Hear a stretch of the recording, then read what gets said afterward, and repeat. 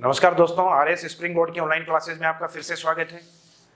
RS के जो topic अपन ने राजस्थान ज्योग्राफी वाले स्टार्ट किए थे उसमें अपन ने इरिगेशन टॉपिक को स्टार्ट किया था। सिंचाई परियोजना वाला जो टॉपिक है उसको स्टार्ट किया था और उसमें हमने मल्टीपर्पज प्रोजेक्ट या बहुउद्देशीय परियोजना वहां तक का अपन ने पोर्शन स्टार्ट कर दिया था इसमें। और मल्टीपर्पज प्रोजेक्ट्स को हमने 2 पॉइंट्स में स्टार्ट किया था।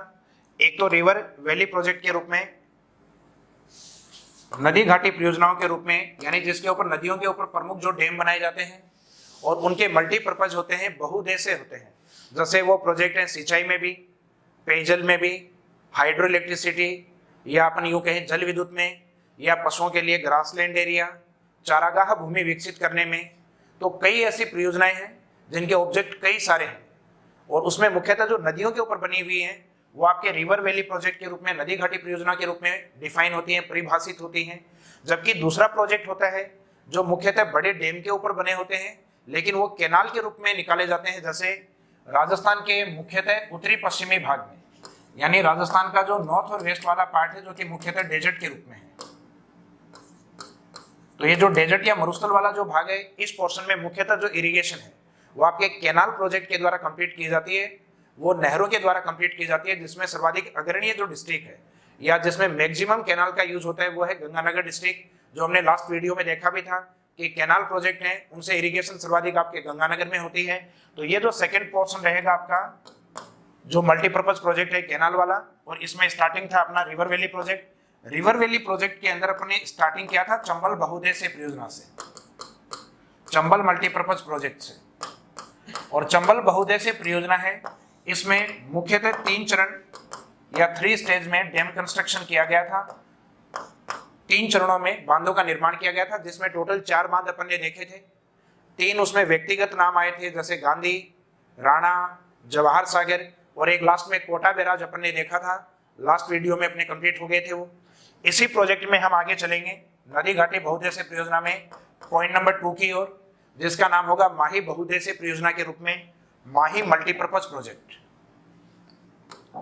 अगर माही मल्टीपर्पज प्रोजेक्ट की बात करें, माही बहुउद्देशीय परियोजना की बात करें, तो राजस्थान के जो दक्षिणी राज्य हैं या राजस्थान का एक दक्षिणी पश्चिमी जो राज्य है,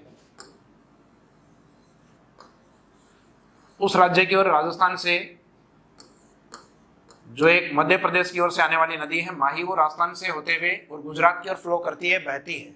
और इसके ऊपर 3 डैम कंस्ट्रक्शन किए गए हैं, जिसमें कोऑपरेशन एक तो राजस्थान स्टेट का रहा है, सहयोग राजस्थान राज्य का रहा, और दूसरा सहयोग रहा है गुजरात राज्य का।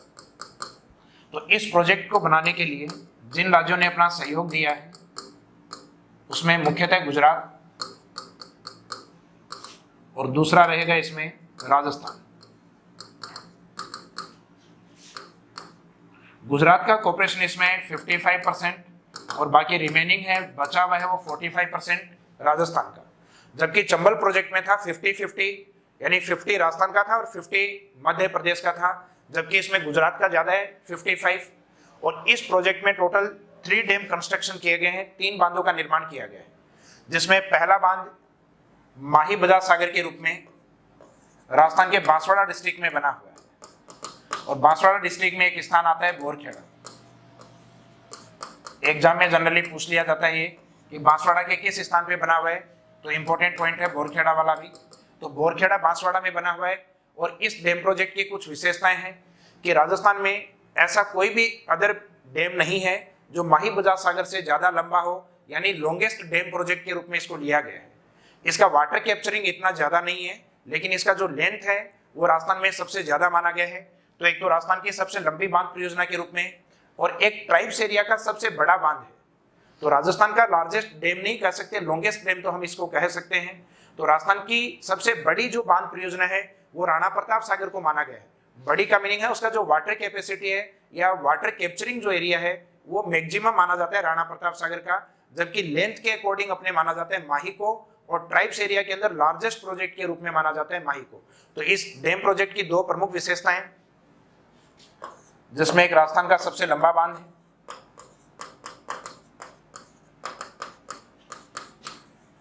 राजस्थान का सबसे लंबा बांध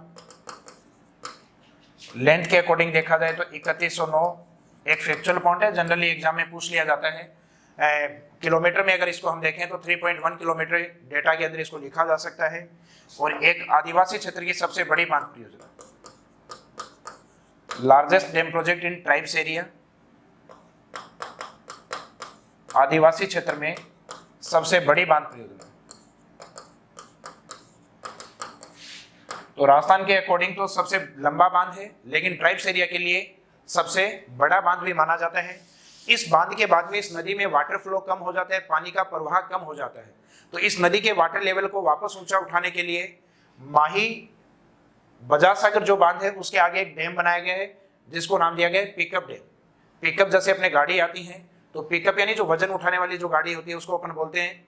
तो उसी तरीके से पानी के लेवल को उठाने वाला जो डैम है माही नदी के ऊपर, उसको नाम दिया गया है कागदी पिकअप। तो यहाँ से क्वेश्चन बन सकता है कि माही का पिकअप डैम के रूप में किस डैम को जाना जाता है, तो आंसर रहेगा आपका कागदी पिकअप। इसके आगे कंटिन्यू जो डैम है ये कडाना डैम बना हुआ है जो गुजरात की ओर स्थित है। गुजरात में एक डिस्ट्रिक्ट आता है महिसागर। इन्हीं डैम को अगर माही रिवर के ऊपर हम देखें,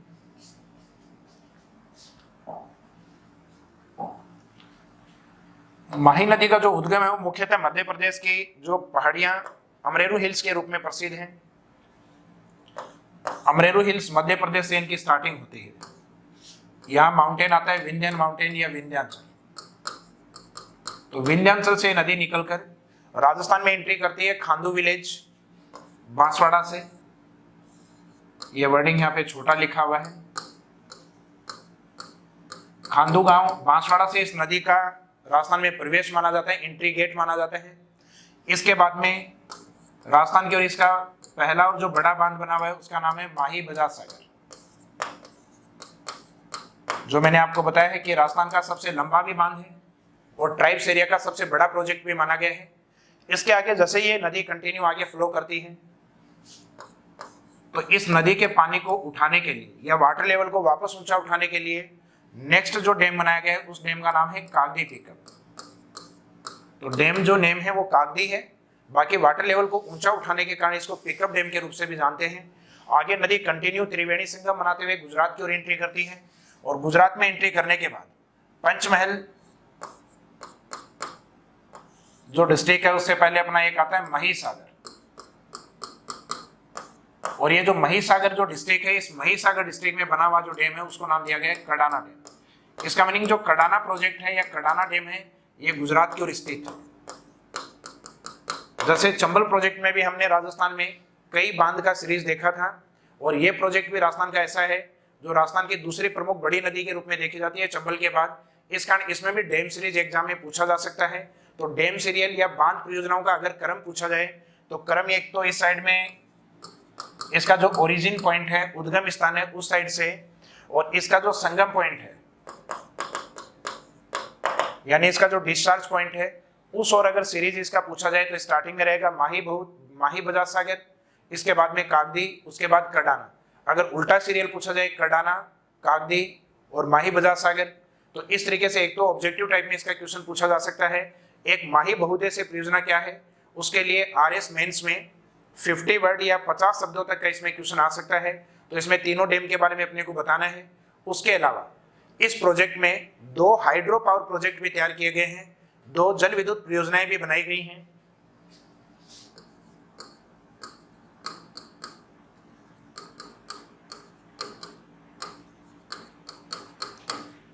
ये जो हाइड्रो पावर प्रोजेक्ट इसमें तैयार किए गए हैं उसमें स्टार्टिंग जो स्टेज या फेज रहा है उसमें 25 मेगावाट के 2 यूनिट्स को स्टार्ट किया गया जिनका कैपेसिटी 50 मेगावाट के आसपास। दूसरा प्रोजेक्ट या दूसरा चरण स्टार्ट किया था उसमें 55 मेगावाट की 2 यूनिट्स को स्टार्ट किया गया और इन 2 यूनिट्स का जो कैपेसिटी है 45 की 2 यूनिट्स मींस 90 मेगावाट। और माही प्रोजेक्ट का जो कैपेसिटी है टोटल, तो दोनों को जोड़ेंगे अपन तो टोटल रहेगा 140 मेगावाट।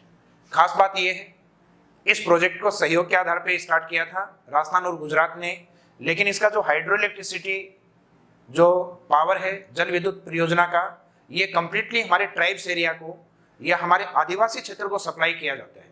तो इसका मीनिंग है माही बहुउद्देश्य परियोजना ऐसा है जो सहयोग पे तो है लेकिन इसकी संपूर्ण विद्युत केवल राजस्थान के द्वारा काम में ली जाती है।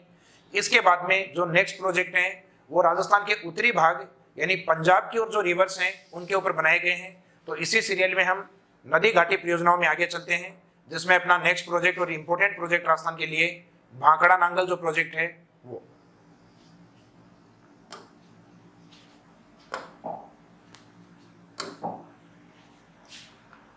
तो नदी घाटी परियोजनाओं में मुख्यतः तीसरी प्रमुख परियोजना है आपकी भाखड़ा नांगल। तो भाखड़ा नांगल जो प्रोजेक्ट है इसमें एक तो जिन स्टेट का सहयोग रहा है वो कौन कौन से हैं, तो उसमें एक तो पंजाब, एक पंजाब से अलग हुआ स्टेट हरियाणा, और एक जिस स्टेट के बारे में हम पढ़ रहे हैं राजस्थान। राजस्थान ने इस प्रोजेक्ट को बनाने में 15.2% का कोऑपरेशन अपनी तरफ से किया है, या एक आर्थिक सहयोग अपनी तरफ से दिया है। और जितना आर्थिक सहयोग जिस स्टेट ने दिया है उसी आर्थिक सहयोग के अकॉर्डिंग इनको इसका प्रॉफिट मिला है। यानी राजस्थान को जो इरिगेशन सिंचाई के लिए या पेयजल के लिए जो पानी सप्लाई किया गया है वो भाखड़ा नांगल का 15.2% सप्लाई किया गया है। इस डैम प्रोजेक्ट में जितनी भी विद्युत उत्पादित होती है उस विद्युत का 15.2% पार्ट है वो राजस्थान को दिया जाता है। यानी इस संपूर्ण प्रोजेक्ट में राजस्थान की भागीदारी या राजस्थान का लाभ कितना है, तो राजस्थान का प्रॉफिट इसमें 15.2% यानी 15.2% है। इस प्रोजेक्ट को जिस नदी पे तैयार किया गया है वो आपका सतलज रिवर है। अभी तक के जो प्रोजेक्ट है उन प्रोजेक्ट के नाम रिवर के नाम से ही थे, जैसे चंबल बहुउद्देशीय परियोजना चंबल पर थी, माही बहुउद्देशीय परियोजना माही पर थी। तो इसमें रिवर्स का नाम पूछा जा सकता है क्योंकि भाखड़ा नांगल इसमें डैम या जो अपनी बांध परियोजना है उनका नाम रखा गया है, जबकि यहाँ नदी का जो नाम है वो नदी का नाम आपका यहाँ पर सतलज है। जबकि आगे इस प्रोजेक्ट को अगर हम देखें तो इसमें दो डैम, जिसमें एक भाखड़ा और दूसरा नांगल, और इनकी लोकेशन दोनों अलग अलग स्टेट में है। जैसे भाखड़ा वाला पार्ट आज वर्तमान हिमाचल में है और नांगल वाला पार्ट आज वर्तमान पंजाब में है। तो इन दोनों डैम को अगर अलग अलग डिस्क्राइब करें तो जो सतलज नदी जिसका स्टार्टिंग पॉइंट होता है अपना तिब्बत वाले पार्ट से भारत में ये हिमाचल की ओर एंट्री करती है, और हिमाचल में एंट्री करने के बाद पहाड़ी के ऊपर एक काफी बड़ा डैम बनाया गया है। और इस डैम का कंस्ट्रक्शन कुछ इस तरीके से किया गया है, पहाड़ी क्षेत्र के अंदर पहाड़ी वाले पोर्शन को काट के और उसके अंदर की ओर इस तरीके से ब्लॉक सेट किया गया है। और ये जो ब्लॉक सेट किया गया है इस पे ज्यादातर जो पानी का दबाव बना रहता है, इस कारण सामने वाली जो दीवार है इसके गिरने का कम चांस होगा। इसके बाद इसका मीनिंग ये जो डैम होते हैं पहाड़ी पर इस तरीके से ब्लॉक सेट करके बनाए जाते हैं, इन्हें कहा जाता है ग्रेविटी डैम या गुरुत्वीय बांध। तो भाखड़ा जो डैम है उसको एक गुरुत्वीय बांध के रूप में तैयार किया गया है।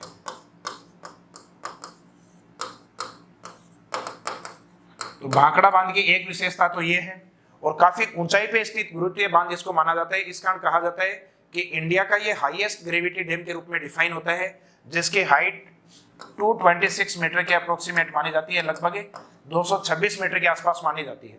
जवाहरलाल नेहरू जी के द्वारा इस बांध को देखकर कहा गया था कि भारत की ये एक क्रिज्मेटिक थिंग या एक चमत्कारी विराट वस्तु के रूप में इसको डिफाइन किया था। तो भारत की चमत्कारी विराट वस्तु के रूप में कौन से प्रोजेक्ट को देखा गया है, तो भाखड़ा नांगल प्रोजेक्ट में मुख्यतः जो भाखड़ा प्रोजेक्ट है इस डैम में किसी भी प्रकार की क्रैकिंग या ब्रेक नहीं आ जाए, यानी कोई दरार नहीं आए, और बाई चांस इसमें दरार आ भी जाती है तो आगे रिवर फ्लो काफी तेज होने के कारण काफी बड़ा नुकसान हो सकता है, जिसको रोकने के लिए इस डैम प्रोजेक्ट के जस्ट पीछे की ओर, इसके पानी को रोकने के लिए पीछे की ओर एक झील बनाई गई है जिसका नाम है गोविंद सागर। हालांकि पूरा नाम इसका गुरु गोविंद सागर के रूप में है। तो भाखड़ा नांगल की कुछ विशेषताएं जो अपने को लिखनी है या बतानी होती है एग्जाम में, तो उसमें एक विशेषता तो होती है इसकी गुरुत्वीय बांध वाली। एक जवाहरलाल नेहरू जी के द्वारा जो स्टेटमेंट इसके लिए यूज हुआ है वो स्टेटमेंट इसके लिए एक चमत्कारी विराट वस्तु के रूप में इसको डिफाइन किया गया है। भाखड़ा नांगल बांध के जस्ट पीछे की ओर जो झील बनी हुई है उस झील का नाम है आपके गोविंद सागर, जो कि हिमाचल में स्थित है। तो सबसे पहले अपन भाखड़ा नांगल में स्टार्ट करते हैं भाखड़ा प्रोजेक्ट। तो भाखड़ा प्रोजेक्ट की जो विशेषताएं हैं,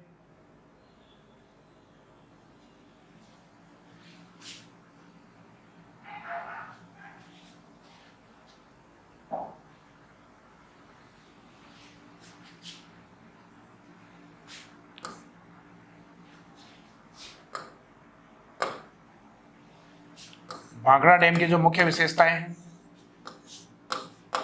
वो एक तो इसकी लोकेशन को लेकर होगी, स्थिति को लेकर, तो ये हिमाचल के बिलासपुर में बना हुआ है।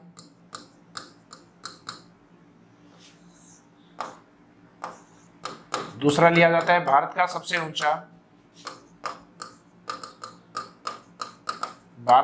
ऊंचा गुरुत्वीय बांध।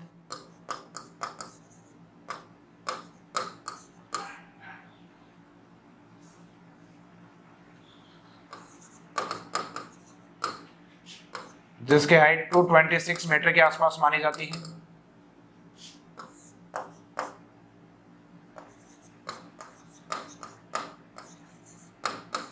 नेहरू जी ने इसे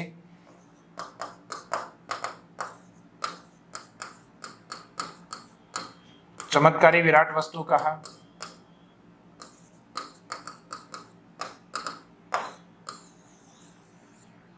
मिराक्युलस ग्रेट थिंग के रूप में इसको माना गया है, भारत की चमत्कारी विराट वस्तु के रूप में। गोविंद सागर जो लेक है, गोविंद सागर झील, इसी बांध पर स्थित।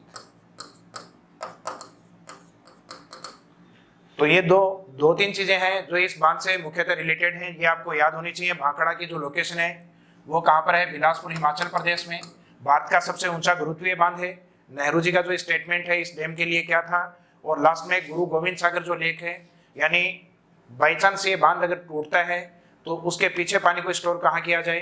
तो जिस टाइम इस डैम का कंस्ट्रक्शन हुआ था 1962, जिसको 1963 में खोला गया प्रोजेक्ट को, तो उस समय गोविंद सागर एशिया का लार्जेस्ट लेक, आर्टिफिशियल लेक के रूप में डिफाइन होता था।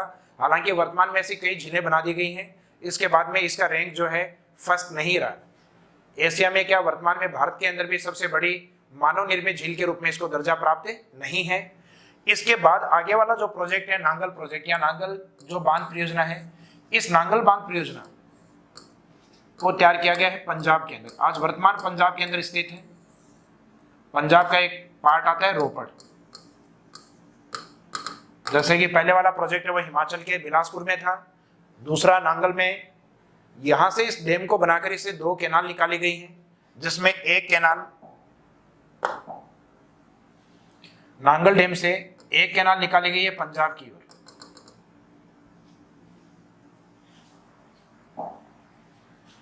नांगल जो प्रोजेक्ट है, नांगल जो बांध है,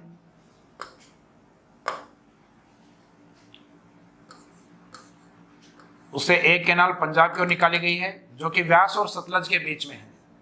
इस कैनाल को नाम दिया गया है बिस्त कैनाल, बिस्त कैनाल या बिस्त नहर। और दूसरी कैनाल निकाली गई है राजस्थान की ओर, ये वाला जो पार्ट है, और इसको नाम दिया गया है पीछे वाले डैम के अकॉर्डिंग भाखड़ा कैनाल, भाखड़ा नहर।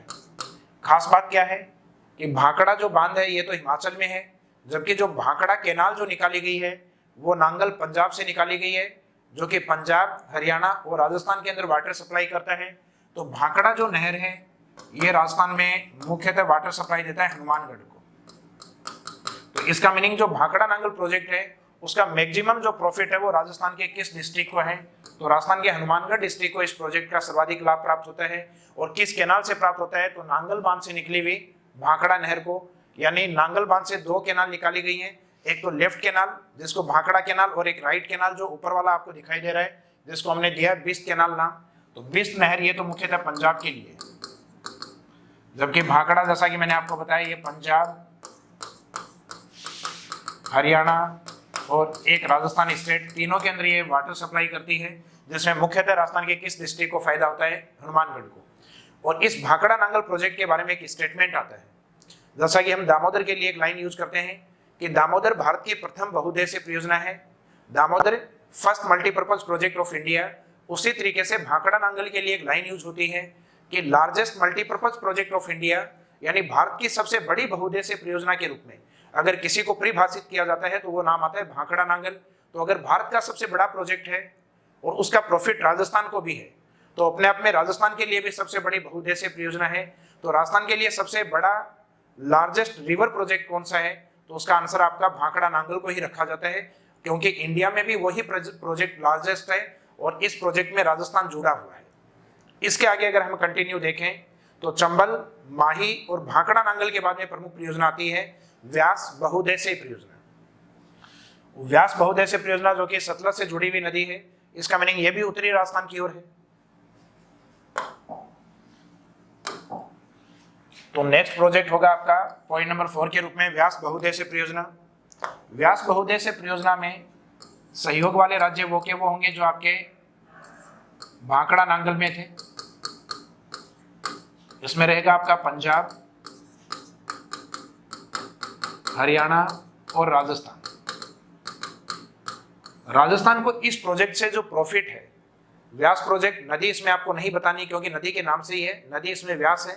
राजस्थान को जो इसका प्रॉफिट है इस प्रोजेक्ट का, वो इन दो डैम से, पोंग और पंडोह नाम के दो बांध से, और इन दोनों बांध की जो लोकेशन है ये हिमाचल प्रदेश में है। तो एक ये अच्छा क्वेश्चन है कि पोंग और पंडोह डैम जिनसे राजस्थान लाभान्वित होता है ये किस राज्य के बांध है, तो हिमाचल के। या पोंग और पंडोह जो डैम है ये किस रिवर के बांध है, तब आंसर रहेगा आपका व्यास प्रोजेक्ट। जिसमें जो छोटे नाम से है पोंग, इसका ज्यादा प्रॉफिट है, और जो बड़े नाम से है उसका राजस्थान को कम प्रॉफिट है। इसका मीनिंग नाम बड़ा और दर्शन छोटे। तो ये पंडोह वाला है और जो पोंग वाला है, इनका जो राजस्थान को जो प्रॉफिट मिलता है, पोंग का 59% जो वाटर और हाइड्रो इलेक्ट्रिसिटी है, जल विद्युत है, वो सप्लाई की जाती है, जबकि पंडोह से राजस्थान को ओनली 20% वाटर सप्लाई और हाइड्रो इलेक्ट्रिसिटी यानी जल विद्युत की आपूर्ति राजस्थान को की जाती है। बड़ी बात यहाँ पे पोंग से ये जुड़ी हुई है कि अपना जो व्यास का जो ये प्रोजेक्ट है, और इसके जस्ट नीचे व्यास की मुख्य नदी जो सतलज के रूप में है, ये दोनों नदी जहां जुड़ती हैं वहां एक प्रमुख बैराज बना हुआ है, हरिके बैराज।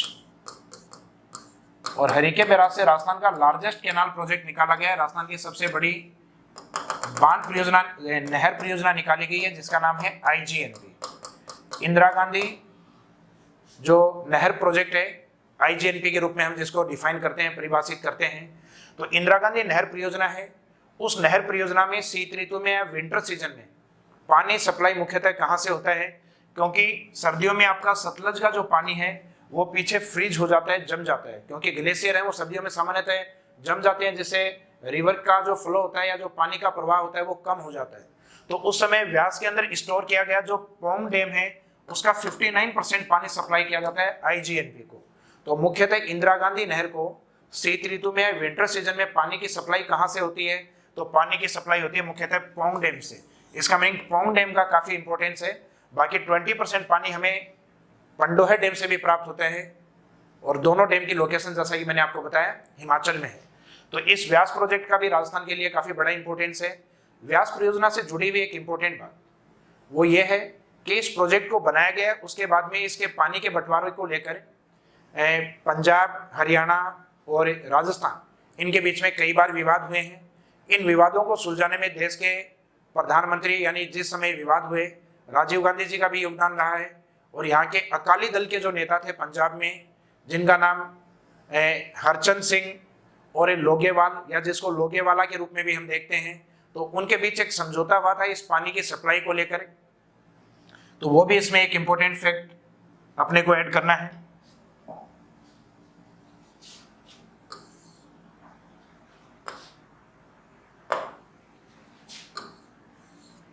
व्यास बहुउद्देशीय जो परियोजना है 1985 में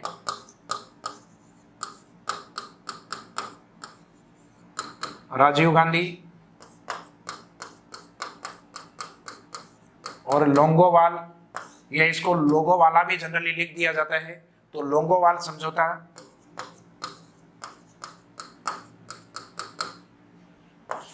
और इस समझौते के तहत 1986 में एक वाटर कमीशन गठित किया गया था जिसका नाम था इराडी कमीशन,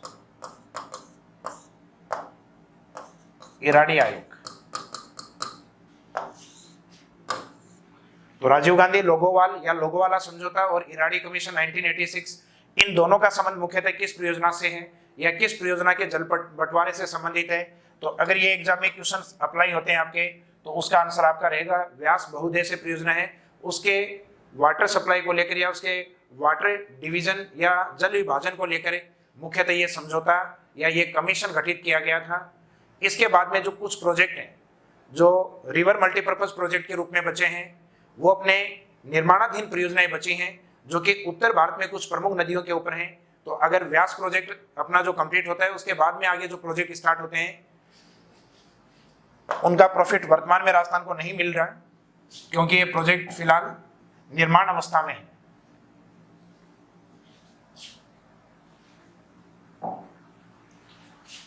तो उस प्रोजेक्ट में आता है एक आपका रेणुका बहुउद्देश्यीय परियोजना। रेणुका बहुउद्देश्यीय परियोजना,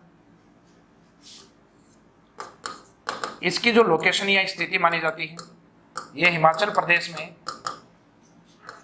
एक डिस्ट्रिक्ट आता है, सिरमौर डिस्ट्रिक्ट।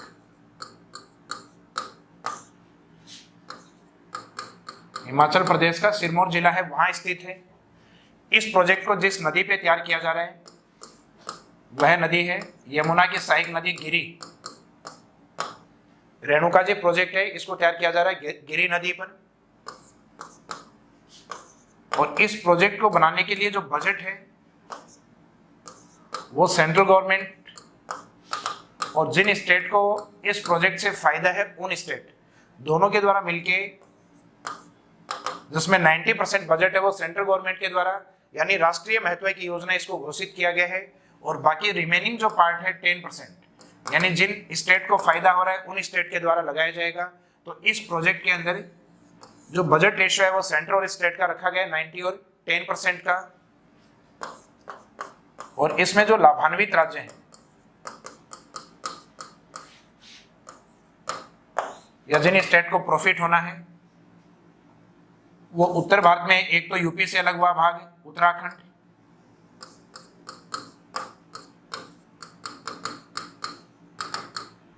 एक जिससे अलग हुआ है यूपी, एक हिमाचल प्रदेश,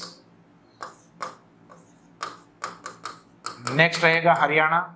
यानी इस तरीके से याद रख सकते हैं, दो तो यू से हैं आपके यूपी एंड उत्तराखंड, और दो आपके एच से हिमाचल प्रदेश एंड हरियाणा वाला पार्ट। एक हम इस प्रोजेक्ट को पढ़ रहे हैं राजस्थान वाले, इसका मीनिंग राजस्थान को भी लाभ इस प्रोजेक्ट का लाभ है। और एक जो केंद्र शासित या यूटी के रूप में दिल्ली, तो दिल्ली को भी इस परियोजना का लाभ है। तो ये मुख्यतः 6 स्टेट हैं जो इस प्रोजेक्ट से जुड़े हुए हैं, उत्तराखंड, यूपी, हिमाचल, हरियाणा, राजस्थान और दिल्ली। और इस प्रोजेक्ट को जो बनाया गया है वो एक तो ड्रिंकिंग वाटर यानी पेयजल परियोजना है, उसके रूप में पानी सप्लाई करना, एक इरिगेशन या सिंचाई के लिए पानी सप्लाई करना, और रेणुका जी बहुउद्देश्यीय परियोजना के ऊपर एक जल विद्युत परियोजना भी स्टार्ट की गई है, या जल विद्युत भी इसके ऊपर बनाई जा रही है, वो 40 मेगावाट की है। तो ये अपने आप में एक मल्टीपर्पज प्रोजेक्ट के रूप में है, जिसका उद्देश्य सिंचाई, पेयजल और जल विद्युत तीनों के अंदर इस प्रोजेक्ट को माना गया है। तो ये अभी निर्माणाधीन परियोजनाओं में है, इसका एग्जाम की दृष्टि से प्रीलिम्स के अकॉर्डिंग इंपॉर्टेंट प्रोजेक्ट माना गया है। तो एक इसको ध्यान रखना है आपको। इसके बाद में जो लास्ट रिवर मल्टीपर्पज प्रोजेक्ट हम देखेंगे वो गिरी की जो मुख्य नदी है जिसका नाम है यमुना नदी। यमुना नदी पर हिमाचल के दक्षिण की ओर जो स्टेट है या दक्षिण पूर्व की ओर जो स्टेट है जिसको हम कहते हैं उत्तराखंड, तो उत्तराखंड वाला जो पार्ट है उस उत्तराखंड वाले पार्ट के अंदर प्रोजेक्ट तैयार किया गया है लखवार प्रोजेक्ट, जो कि उत्तराखंड के लखवार विलेज है उससे जुड़ा हुआ प्रोजेक्ट है। तो इसी सीरीज में हम नदी बहुउद्देश्यीय वाले में जो लास्ट प्रोजेक्ट है आपका लखवार बहुउद्देश्यीय परियोजना, तो लखवार बहुउद्देश्यीय परियोजना है, उसमें मुख्यतः सहयोग या जिन राज्यों को इसका लाभ होना है, तो सहयोग तो इसमें केंद्र और राज्य दोनों को है, दोनों का कॉर्पोरेशन, जिसमें सेंटर का 90 और स्टेट का 10%। अब इसमें जो लाभान्वित राज्य हैं यानी जिस स्टेट को या जिन स्टेट्स को इसका फायदा है वो एज इट इज वो के वही होंगे जो आपके रेणुका प्रोजेक्ट में थे, यानी उत्तराखंड वाला पार्ट, उत्तराखंड अलग जिससे हुआ था, यूपी वाला पार्ट, इसके बाद में हिमाचल प्रदेश, हरियाणा, राजस्थान स्टेट, आपका जो दिल्ली वाला पार्ट है, दिल्ली वाला पोर्शन है मुख्यतः यूनियन टेरिटोरियल के रूप में है। इसमें ड्रिंकिंग वाटर सप्लाई है, इरिगेशन या सिंचाई के लिए जल आपूर्ति दिल्ली को नहीं की जाती क्योंकि ये सिटी के रूप में है। ये अपना जो विलेज एरिया या जो इरिगेशन पार्ट है वो दिल्ली के अंदर नहीं है। तो नहीं होने के कारण ये मुख्यतः ड्रिंकिंग वाटर प्रोजेक्ट में पेयजल परियोजना से जोड़ा गया है। बाकी जो अदर स्टेट है वो ड्रिंकिंग वाटर प्रोजेक्ट में भी है, इरिगेशन या सिंचाई में भी है, और बाकी हाइड्रो इलेक्ट्रिसिटी या जल विद्युत की आपूर्ति की जाएगी उस प्रोजेक्ट से भी जुड़े हुए हैं। तो ये जो प्रोजेक्ट लखवार प्रोजेक्ट, जो कि स्टार्टिंग मैंने आपको बताया था कि उत्तराखंड से जुड़ा हुआ है, और उत्तराखंड जिसमें मुख्य नदी यमुना के ऊपर इस प्रोजेक्ट को बनाया जा रहा है। तो ये अपना जो नमामि, जो गंगे नमामि जो प्रोजेक्ट है, यानी गंगा की स्वच्छता से संबंधित जो कार्यक्रम है, उसमें यमुना जो नदी है उसकी सफाई के लिए या उसकी स्वच्छता के लिए इस रिवर के ऊपर टोटल 34 प्रोजेक्ट बनाए जाने हैं। उन 34 प्रोजेक्ट का एक हिस्सा आपका लखवार मल्टीपर्पज प्रोजेक्ट है। इसका मीनिंग कहीं ना कहीं ये नमामि गंगे जो प्रोजेक्ट है उसी का ही एक पार्ट माना जाता है लखवार प्रोजेक्ट को। इसके बाद में इसके जो क्राइटेरिया या जो प्रॉफिट वाले जो क्षेत्र रखे गए जो मैंने आपको बता दिए हैं, इसको पेयजल के लिए, हालांकि इसका जो एक जल विद्युत प्रोजेक्ट है, जल विद्युत परियोजना जो है वो इसमें रेणुका जो प्रोजेक्ट है उससे बड़ा रखा गया है। 300 मेगावाट का हाइड्रो इलेक्ट्रिसिटी प्रोजेक्ट रहेगा, जबकि रेणुका जी में इसमें 40 मेगावाट प्रोजेक्ट था। तो इस तरीके से अपने जो मल्टीपर्पज प्रोजेक्ट थे उसमें अपने जो रिवर या जो नदी घाटी परियोजना वाला जो पार्ट है वो अपना कंप्लीट हो गया है। और इसके बाद में जो नेक्स्ट पार्ट है जो हमने टॉपिक के स्टार्टिंग में चर्चा की थी, कैनाल प्रोजेक्ट, वो कैनाल प्रोजेक्ट हम स्टार्ट करेंगे अपने नेक्स्ट लेक्चर में। Thank you.